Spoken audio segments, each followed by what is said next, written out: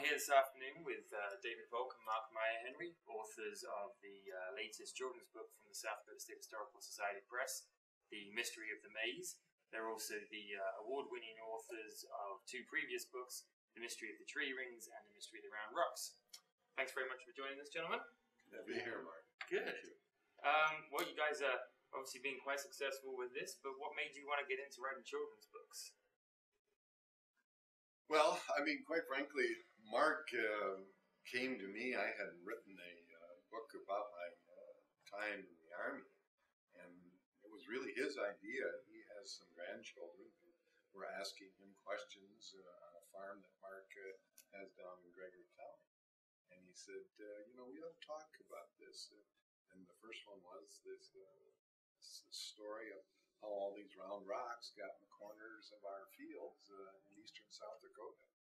Yeah, I think, Martin, it goes back further than that. I think it goes back to maybe 1978 or 1981 when Dave and I were driving in a car in eastern South Dakota on a bleak day, looking at all these piles of rocks on the side of the road, saying to each other, what kind of people came out here and cleared these rocks and stayed? Why didn't they go on?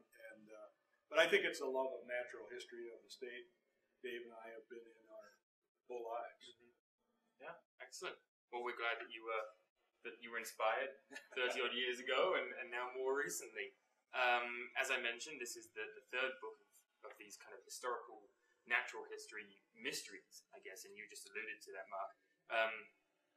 Why in particular did you choose this style of children's book, this natural history mystery? From my standpoint, it was having grandchildren and realizing that young people are not as in tune with the land as perhaps prior generations, number one. And number two, there's such a body of knowledge today about natural history that you'd love children to know that Disney doesn't tell in the same way. I mean, we've tried to take and put a little bit of fiction together with real things and things in their environment, right? Things in the children from South Dakota and the Midwest, their environment. Well, and I think we do want our young people to know about our state. Yeah. I mean, there are a lot of things that Mark said, not that many years ago, Mark and young people grew up on the farm, on the land. They don't today. And there are so many interesting things. One of the things that's been amazing to me as I've written with Mark these books are the things that I've learned, the things that I've been taught about, why our state is formed the way it is.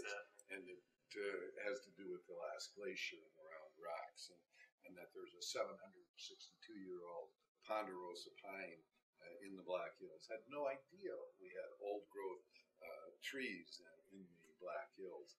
And, of course, now with the new one, the mystery of the maze and how corn got to our state. So it's an educational process for young people and adults. I think it's certainly for adults. I mean, I'm obviously not a natural-born South Dakotan, and I've picked up a lot of information